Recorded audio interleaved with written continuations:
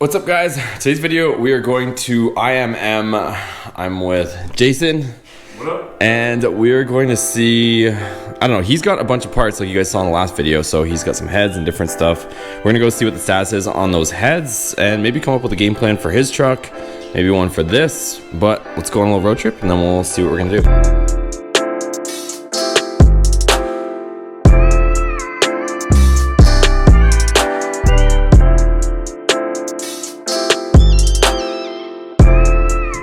All right, we have made it. We are maybe masking up, Jason and I. We're debating whether it's mask necessary, and then we're gonna go into IMM, see what we got, see what we're gonna do. Check out this sticker. Jason survived. He's got his Charmin. Here we go. Let's see if he'll let us inside. We're here with Brian. Brian's gonna tell us all about the engines. So this is the man that knows it all. Just drop money off here. Right here. Put it here, but 3 feet, maybe 6 feet. That'll work. All right, so we're trying to figure out what combo to come up with. We got steel heads, we got aluminum heads.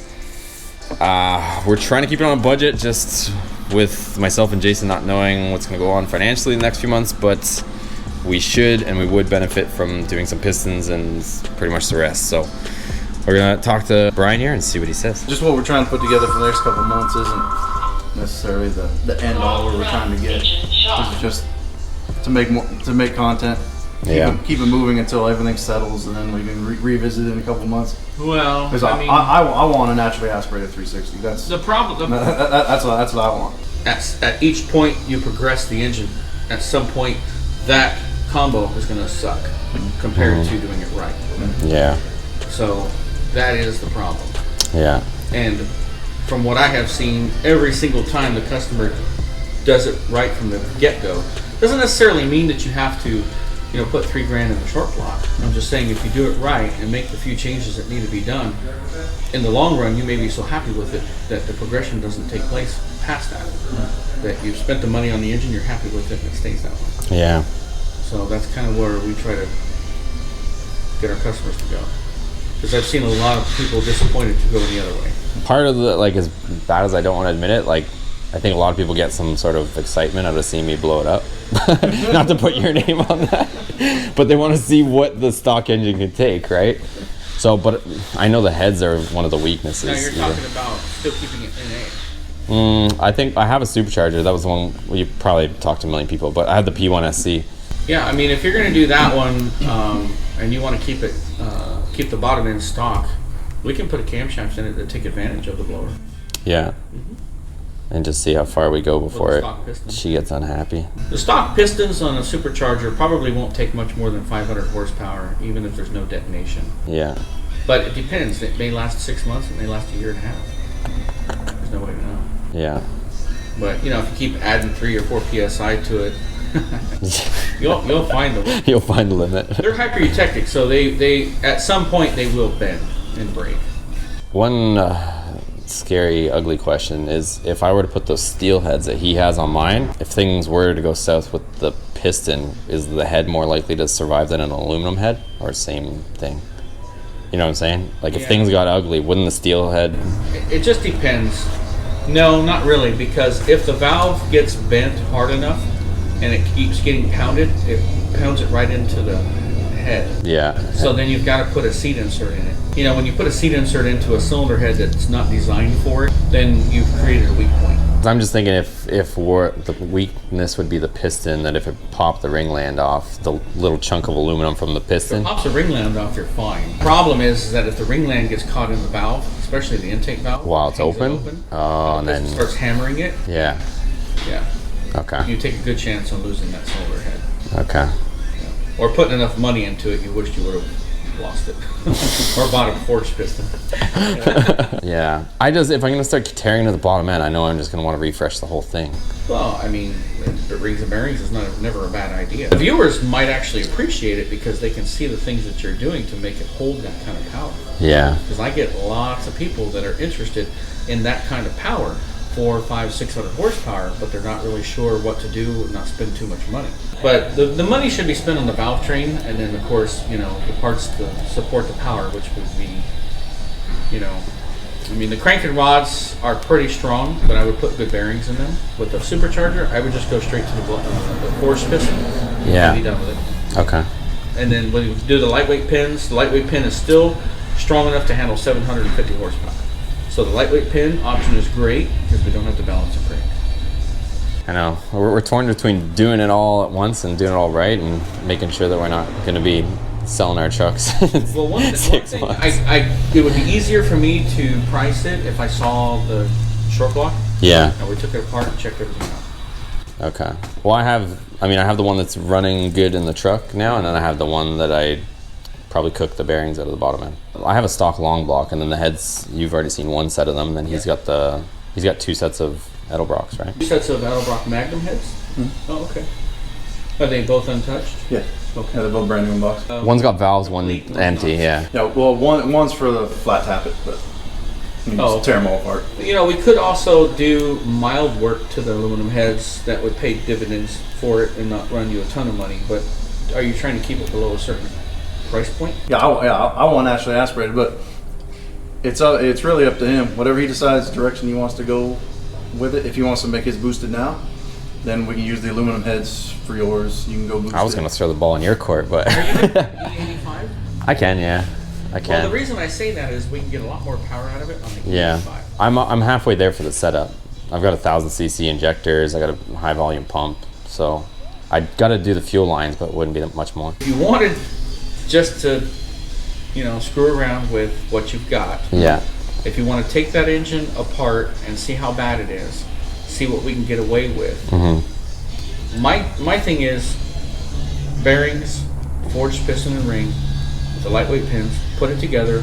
We'll put a camshaft in it, put the aluminum heads on it, run E85 through it, and turn it up.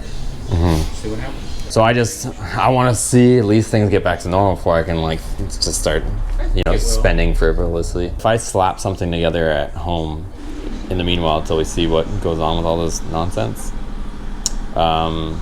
what kind of combo do you think I could put together? Because I think you were thinking, since those heads that you just went through are maybe ready to go, if I threw that on the short block with some sort of cam, throw the air gap on it and just see where I end up.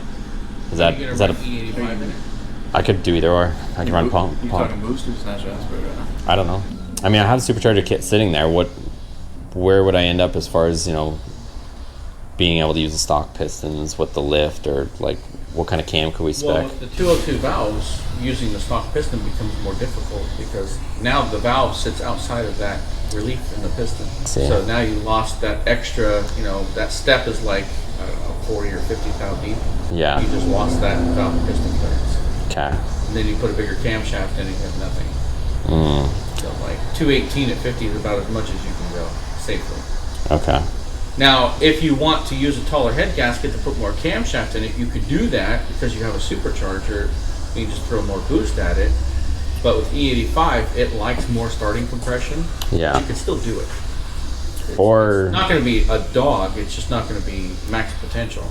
Or is there a combo where I could keep the heads and the long block and throw a cam in it and boost, and we just have some fun, or no? I mean, you can. Yeah. I don't know that it's going to be fun because I think it's going to be stuck at a certain power number. Okay. Well, I'm just thinking I could do that in the meanwhile. Maybe I could tear apart my blown up engine in the meantime. Well, don't you have a cam? He's got that one cam that you looked at. It was a boost cam for maybe 408 or something, right? But it I was, gotta remember what the specs were. it was bigger than you could use with a stock piston. That's what you said last time. Yeah. So that's the only problem. It would be cheaper at this point to change the camshaft, and if you're going to leave the stock pistons in it. And stock heads, or it's still putting a different head on it? Do you have stock Magnum heads that are good? Yeah. Well, I have a running engine stock in my truck right now that I haven't even I still have the kegger on it, so I could technically put an air gap on it, throw a cam in it, and just turn it with the boost and have some fun with it while I inspect my blown up 5.9 or 360. Whatever. Yeah, we could do that. Because that might buy me some time. I can play with that for a bit, and at the same time I could do content tearing apart my blown engine. Right. Maybe all this nonsense will pass over in the next few months. And Yeah, I mean at that point you just really need a camshaft. is there something I could put in that would have some thump to it, at least sound cool, or? Yeah. Yeah. And then would I have to put springs in it, or I could leave the stock springs? No, I would definitely change this. Well, Yeah, we could. We got to keep the lift low. Okay. You know, because the stock springs don't have a lot of pressure to begin with, and now you're going to put blower to it. So on the intake side, it's going to weaken the spring even more, especially when you start trying to put 7 or 8 pounds of boost to it. You really need quite a bit more spring pressure on the intake side alone. Yeah. And I don't know anybody that really makes a good drop-in spring for those. We could put new valve springs on it and shim them a little bit, and I could keep the lift down on the cam, because it'll be a custom grind. So we could keep the lift down, closer to like 450, 460 lift. And so that we're not lifting into, coil bind, but we're able to tighten up the spring. So put a new stock spring on and maybe shim them 30 thou to get that extra pressure there, and then put a nice split camshaft on it on a fairly tight load center, like 109, 110, something like that. You can just change the springs and just put new springs on with a 30 thou shim under them, and then we'll keep the lift down around 450 or so. Are we doing intake and exhaust, or just intake, or? No, you do all of them. Do them all. Yeah, okay. We'll do all of them. Yeah, because it's going to want an RPM. Yeah. Oh yeah. And do I need push rods too for that, or? No. No. Shouldn't. And then stock rockers, right? Shouldn't need it with that small of a camshaft. Yeah, stock rockers. Okay. You would basically just need the cam and the valve springs. All right, guys. So after making Brian crazy, we got this figured out. So these are Jason's heads. These are, you just went through them, right? So they're all done, freshened up. I think you put new guides in. Bronze guides. Bronze guides. The valves are the same, though, right? Or you put new valves? New valves. So they got the work springs? Or Yeah. did he put new springs too? No, actually, we are using the older springs over. Save a little bit of money there on what he was going to run. So these are all set. So he's got the NDX heads. So I think the setup, and we won't change our minds by the time we leave. But the setup's going to be, Jason's going to put those heads on his truck with 1.7s stock cam, and that's going to be his setup temporarily until we get a full engine build going here. And then mine is going to be, we just finished ordering a cam, just cam, right? Cam and springs. So we're going to put cam and springs on, and a timing set on my stock long block. I think that's going to work for now, right? Yep. And before you guys ask, we were debating doing 1.7s with the stock heads and his spec cam. But I guess it's going to only be, what, 12 horse, you said? Yeah, difference? it's not enough to spend the 400 if we're going to keep it budget, right? Yeah, because I think what he's saying is if you wanted to do the 1.7s and take advantage of more lift, then we would do like valves and rework the head, and it's just different pistons, so everything. on and so forth, yeah. So I think he's going to end up, it's going to be kind of a lumpy setup, which I think everybody likes. So we're going to do something like that and try to get as much lift as we can with the stock heads. We're still going to do stock spec springs, right? Yeah, stock springs, stock rockers, stock push rods, Yeah, because we only have so much before we get into coil bind, but it should sound good and make some power. So stay tuned for that, and then we'll wrap this up once we get back to the house. All right, guys, we're out of IMM. Let's head back.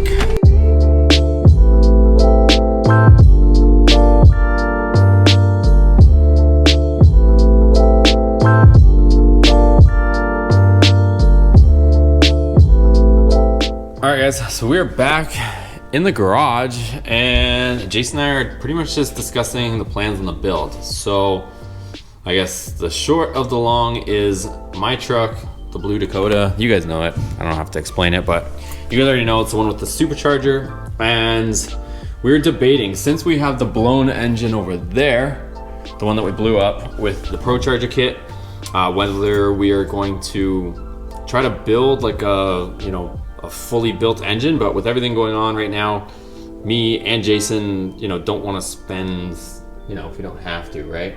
So we're not trying to spend a ton of money, but we still want to, have some fun and play with some different projects. So Jason just got those heads that I showed you. He just got the NDX heads all done. So we're gonna put the NDX heads on his truck. So you guys will end up seeing his truck coming here soon, right?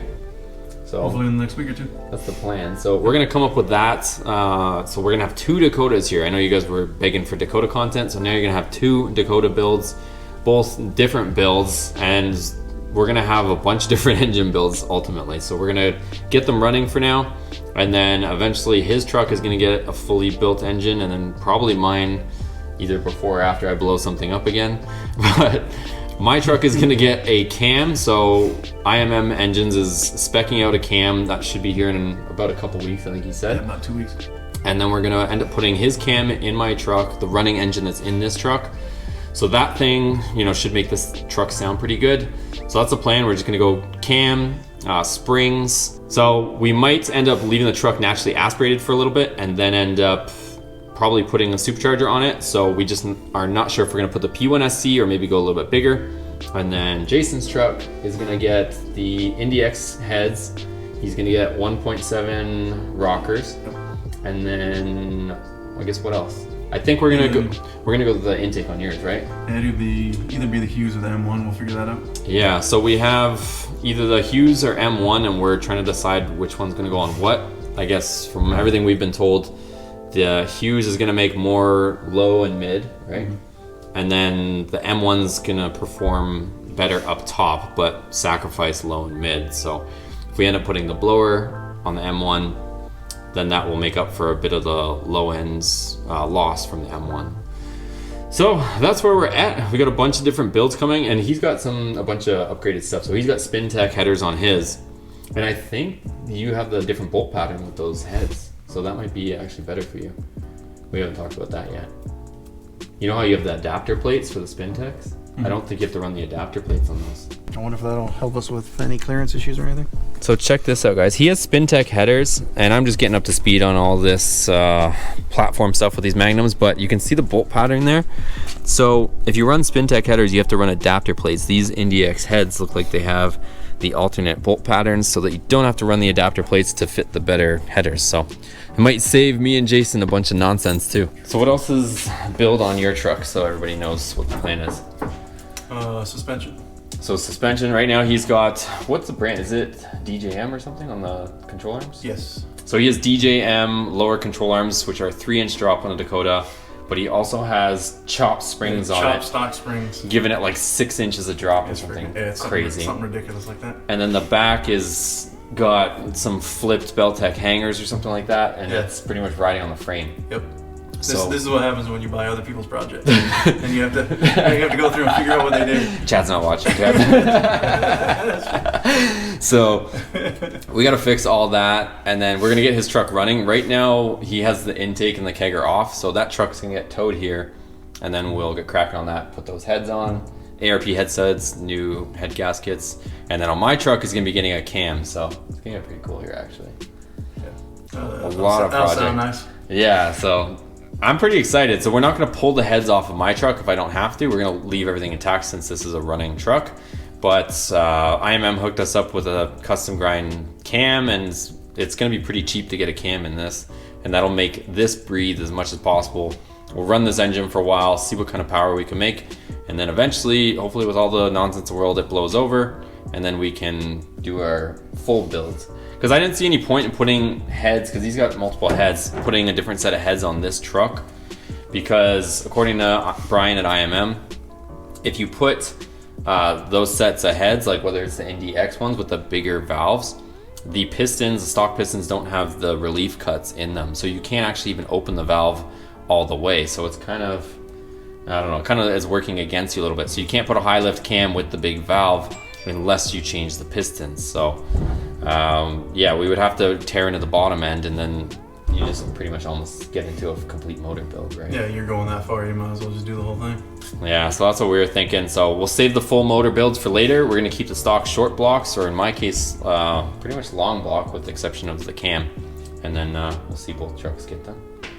So it's gonna be it, guys. Make sure you give this video a thumbs up, subscribe. You'll see more of Jason's truck once we get towed over here. And a lot more Dakota content on the way, so stay tuned.